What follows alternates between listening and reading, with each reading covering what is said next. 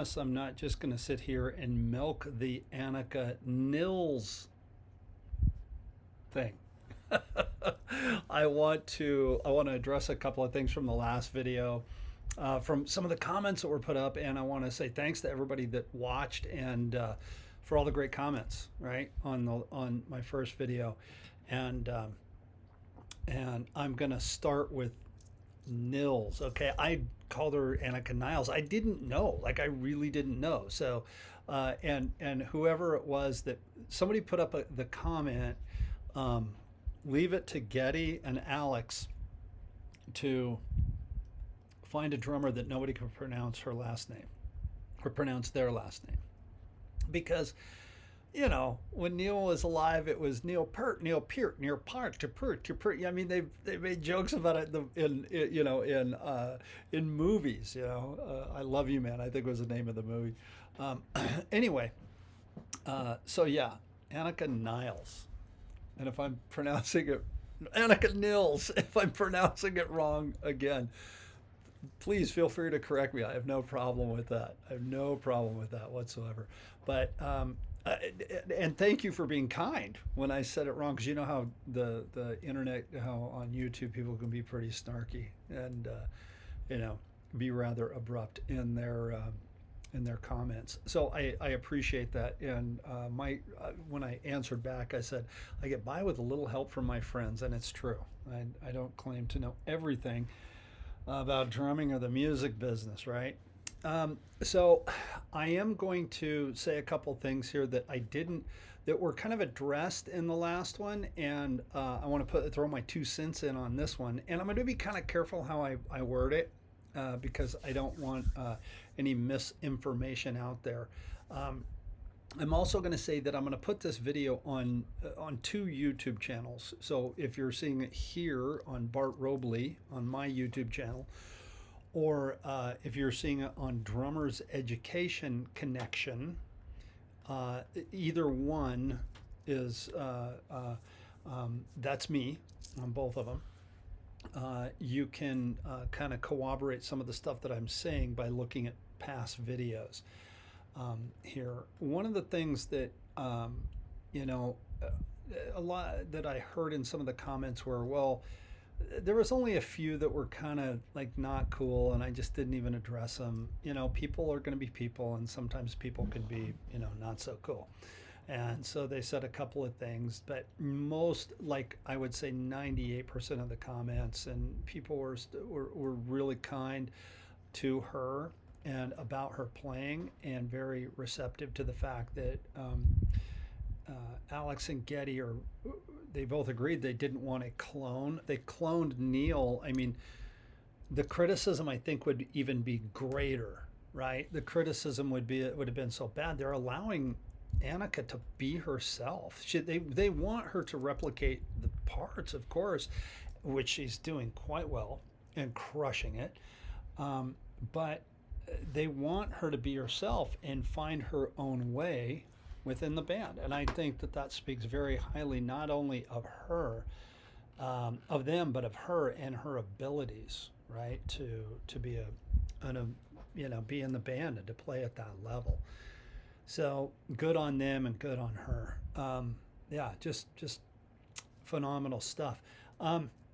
This is what I'm going to touch on, and I'm not going to name drop here because, again, I don't want any misinformation out there, and I don't want anybody to go, well, he said this guy, Bart, said this. So I'm going to word this kind of carefully. I'd mentioned a few other drummers that in the last video where people had said that they thought, that this person or that person would fit in there, and that they could have pulled off the drum parts. There's a lot of people out there that could pull off the drum parts and really have done it justice.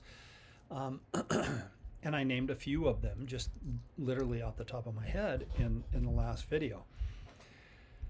I'm not going to name them here, and I'm also not going to say the name of my friend, but one of the things that has been afforded to me after a lifetime in the music business and, close to 30 years of touring with the Sam Morrison band and stuff, I met a few people along the way, I made a few friends, believe it or not. And One of my friends is one of my dear friends is a manager. He manages some legendary rock acts, and not gonna name him, but if you're watching this on the Drummers Education channel, you can go through and find, because we've interviewed him, you can find that interview and probably have a pretty good guess of who he is. And if you're on my YouTube channel and you see this, well, head over to Deck, and if you're interested and so inclined, go and find the interview, and you'll see who he is.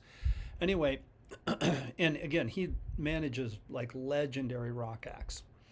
And he is a drummer, so because of that, like, he knows every major drummer in the business, right? He knows everybody. It's kind of cool, and it's also one of those things where it's it's a little intimidating at times, because you're around like all these great drummers all the time. Anyway, it is true that Geddy and Alex never like said, okay, we want to go back out on tour and we are going to audition drummers, right? Can you imagine being there, right? Like if you were, and there's been some famous bands, Dream Theater, Primus, where they were filling a void of drummer, and so they held auditions and they videoed them and they put them on YouTube, and it was kind of a thing, and those are kind of cool to watch. Mike Mangini, who I did mention in the last video, that you can watch that, his audition for Dream Theater on YouTube, and it's really famous video and very cool when he got the gig and stuff. But I can't imagine being a band as legendary and as famous as Rush, with a catalog of songs like that, who had influenced so many drummers, and now you're going to have all these Neil clones come in and try to replicate the parts, and a lot of them would have done it, and how would you pick, and okay, let's play Limelight for the 20th time and hear the drum part again.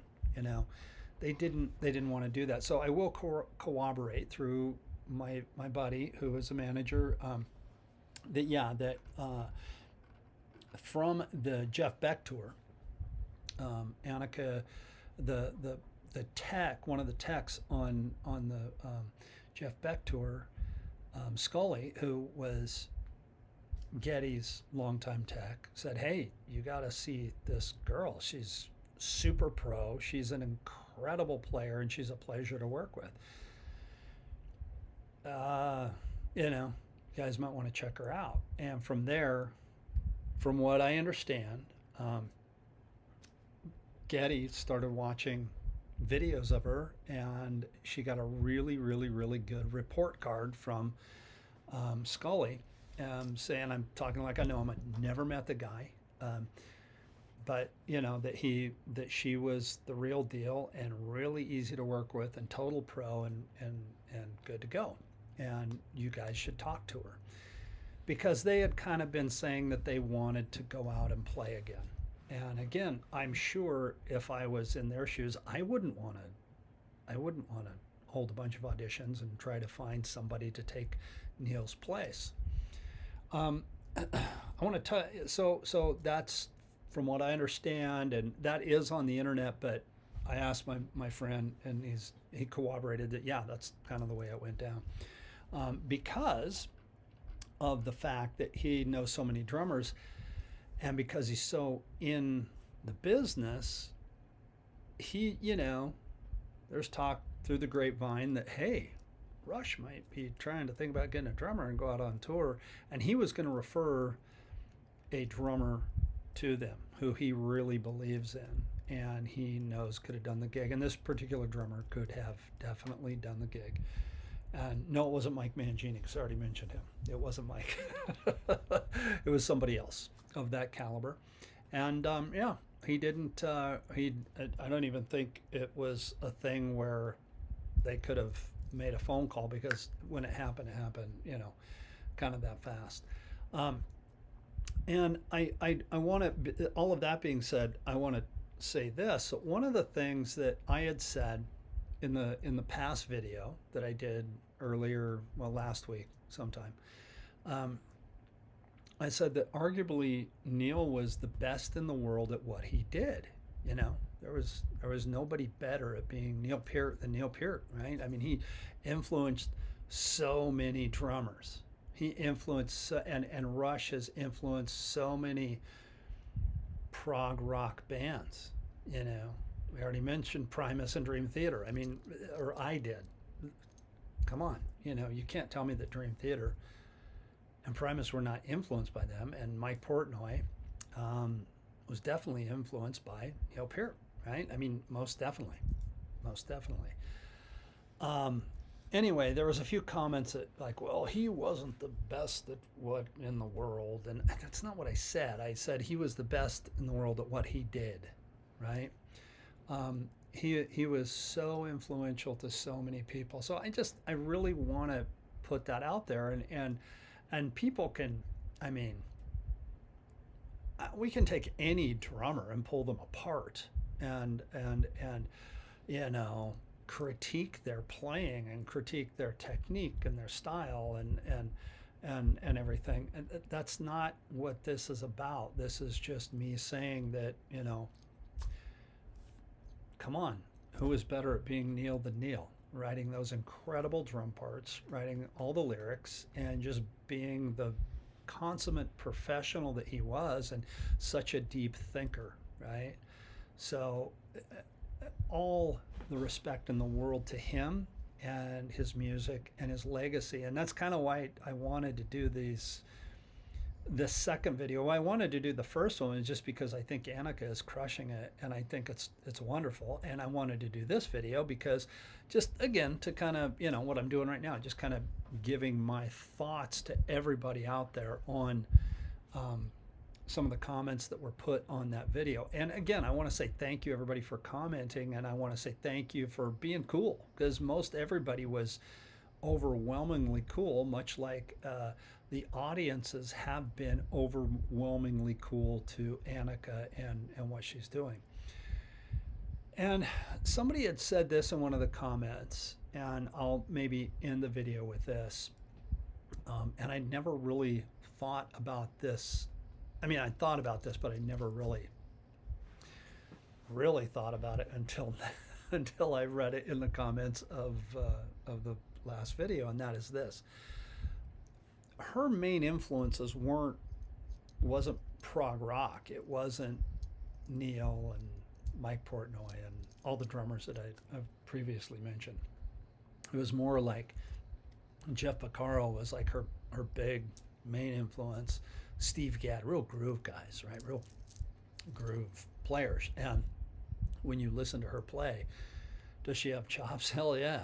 Does she groove? Hell yeah. You know, I mean, there's no doubt about it, you know. But her influences were those types of drummers and those types of players. And I don't know the length of time. I'm sure it's on the internet, and I could have done some research before I did this video. But let's just say, for the sake of argument, for everybody who watches this, let's say it was a year from the time they got together and jammed till they started the tour. Okay, well, they're doing like what, 30, 35 songs a night. There again, I could have ChatGPT'd how many songs are they playing in the set. I know that it's 3 hours worth of music. I know it's an intermission, and I know they change the set every night. So 30, 35 songs, let's say, okay? And she did that within a year's time to play at that level with the band. I've been playing drums my whole life. I don't think I even know 35 Rush tunes that I could play. I just, you know, and within a year's time to get those songs to play them that well that you can play with the band. I will say this, that about what I said in the last video, and that is this, you know, anybody that critiques her and pulls her apart and says anything negative, that's such an armchair quarterback thing to do, right? I mean, she is absolutely crushing it. There were some comments, and I have heard this from a few people that, you know, yeah, I saw her and, you know, she dropped a stick on opening night, or and I mean, if you're playing with Rush at the Forum opening night, you don't think that you might be having some nerves and drop a stick or two as well? I know I would have. But, you know, she's, so what? You know, she's recovering. Nobody, a lot of people, unless it was on the Jumbotron and, you know, the stick went through the air like that, you know, a lot of people probably didn't even hear it. And I've heard a few things. Oh, yeah, there was this one thing that she did, but she recovered really fast. And it was said in such a way that was really positive. Like she's just, you know, playing so well and killing it. So anyway, again, I'm not going to do a third video. Well, I don't know. Who knows what the future holds. But I'm not going to do a third video and just milk this thing. I just wanted to kind of say a few more things in regards to it because, again, huge fan of the band, a huge fan of Anika Nilles. No, if one person said it's Nilles, like a drum fill. I was like, oh, thank you for that. So again, if you're the person that corrected me on that, thank you. I stand corrected, and I'm very grateful that you did so because I didn't want to be the guy saying Peart instead of Peart or Peart instead of Peart. Come on. And I also like the other comment. Leave it to Geddy and Alex to find a drummer who nobody can pronounce their last name. I thought that was beautiful. So anyway, either way, I think the whole thing is just absolutely fantastic. Anika, my hat's off to you. If you're watching this on my channel, thank you. Please like and subscribe. And if you're watching this on the deck, please like and subscribe.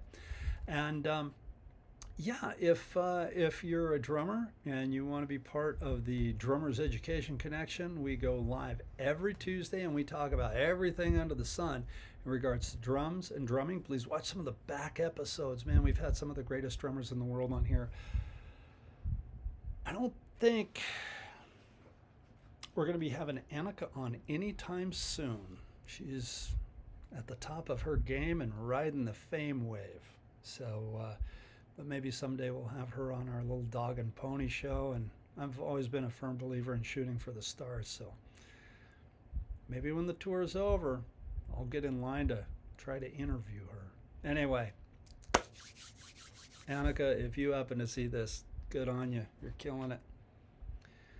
If you watch this, thank you. If you watch the last one, thank you. Please like and subscribe.